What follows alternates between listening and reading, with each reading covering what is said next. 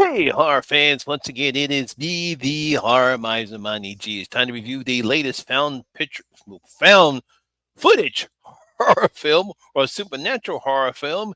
Yes, it is Late Night with the Devil. Yes, I believe this will be the first and only time you actually will have this person as a guest on our late night show. Hmm.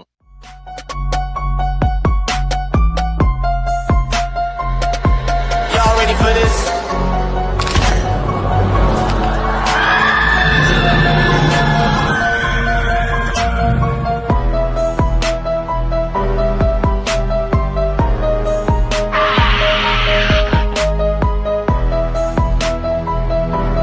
Hey, horror fans! Once again, it is me, the horror miser, Monty G. Now, Late Night with the Devil is a 2023 supernatural horror film. It was written and directed by Colin and Cameron Carneris. I believe I pronounced their name right. Now, the film stars David Duchovny. I think I pronounced his name right. Laura Gooden, Ian Bliss, Farsal Brazil, and Ingrid Torelli.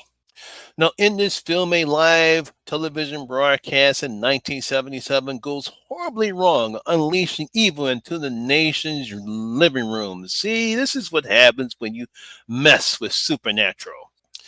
Now, horror fans, I would have to say that found footage horror films have come a long way since 1999's The Blair Witch Project.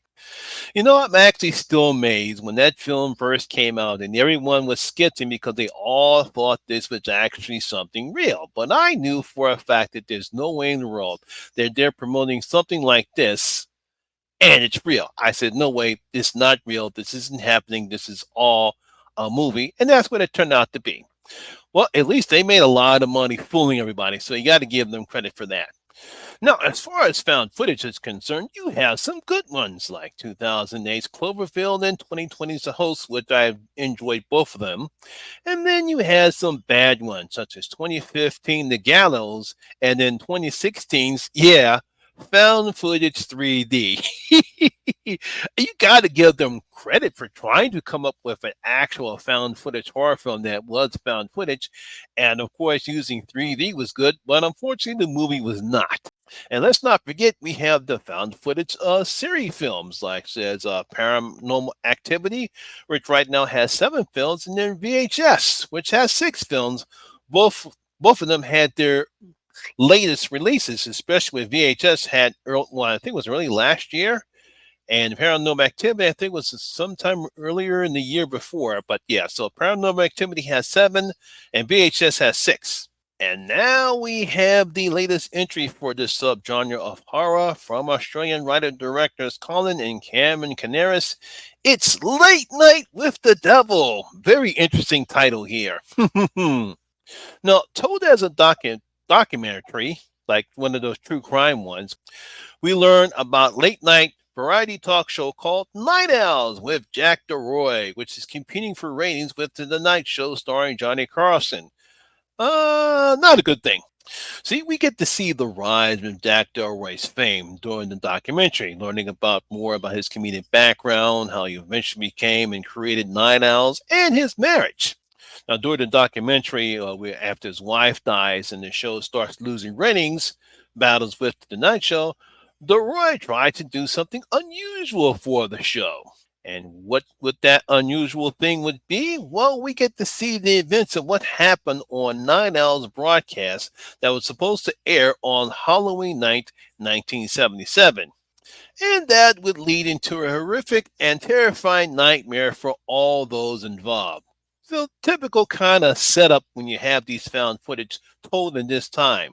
We get a slight background of what's been going on, and then eventually we get to see the unaired footage. Now, like I said before, we've seen this type of style in found footage before, whereas it's presented as a documentary. I think Hell House, the first Hell House LLC, did this, where we get background of what was going on from the townspeople till eventually we get to see the actual unaired footage about what happened. So yeah, so Hell House LLC did this style right there before, so it's nothing new here. Now, however, for me, it's the premise is quite fascinating. First of all, placing it during the holiday season, Halloween season, and then using the possession exorcism subgenre is a nice idea because we've never seen this kind of happen before in a found footage style film. I mean, yeah, there's evil spirits and all this other stuff right here, but as a late night talk show host and a late night talk show variety show in this type of setting, nice idea.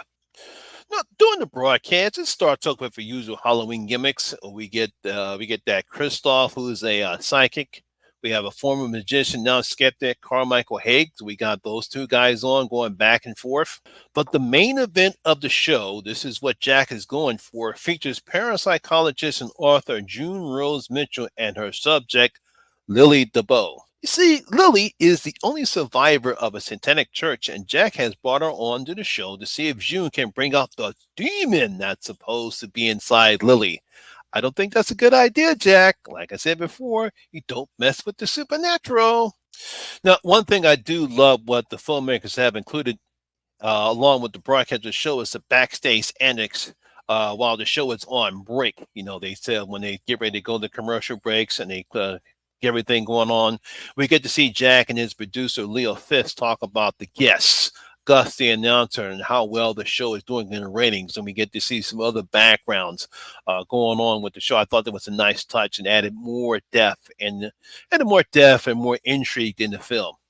Now, of course, as the show goes on, weirder shit starts to happen, and it makes you wonder how far Jack is going to go. I mean, dude, I think you need to stop, but he doesn't.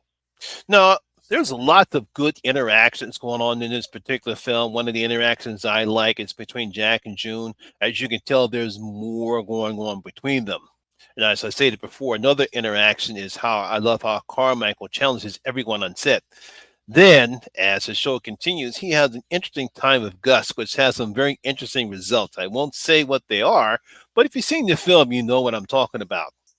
Now, you really have to give David Muscatine credit for his performance as Jack. I thought he did a fantastic job in the role. He plays him as a man who's confident and intelligent, but unfortunately, he's also desperate, willing to sacrifice everything to get what he wants. Because I think when you've been on top and you're on close and you think you can catch it, and then a tragedy happens and you take some time and then you decide to come back, but then you're about to lose everything, and the guy was almost had it there, and I like how he plays a role, a man who's so desperate. There's some interactions between he and Leo I thought was pretty good. Right around when the more weirder stuff happens, and they think they finally got what they want to get. And I thought David did a fantastic job in playing Jack. Now he has some great chemistry with the rest of the cast, especially with Carmichael, played by Australian actor Ian Bliss. They have a very interesting dynamic that plays well into the events of especially what's going on with the show, because the guy's skeptic. He thinks this is all fake, and in their times during the break, he's trying his best to see how the stuff that happens being pulled off. Now, when looking at this film, there's an interesting messages that the Canaris brothers are putting out there. It's like, how far as a person are you willing to go to get what you want, whether it's riches, fames, or both? There's an element in the film that is discussed in the documentary about Jack.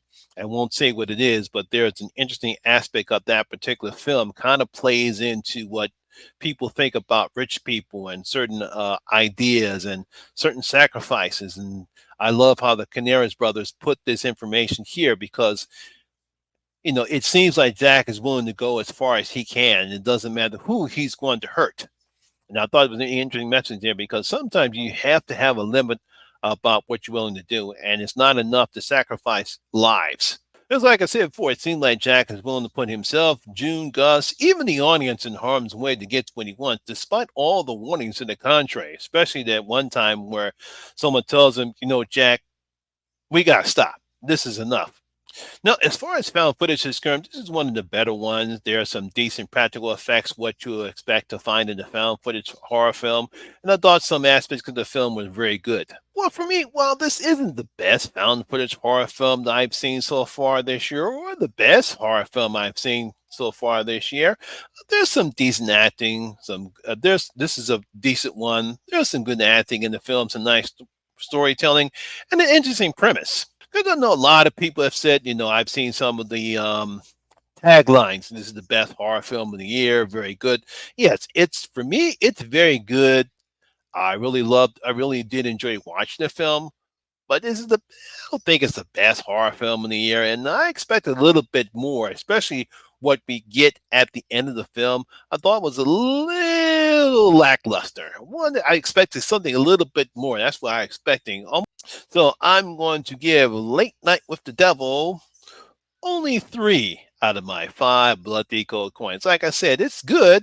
Really did enjoy the film. Love the performances. Everyone did a fine job. Like I said, very interesting premise.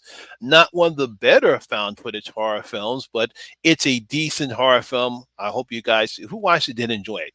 So there you have it, horror fans. That is my video and review of Late Night with the Devil. Hope you did enjoy it. If you did, please give it a thumbs up, like, and share. It really helps out with that YouTube algorithm.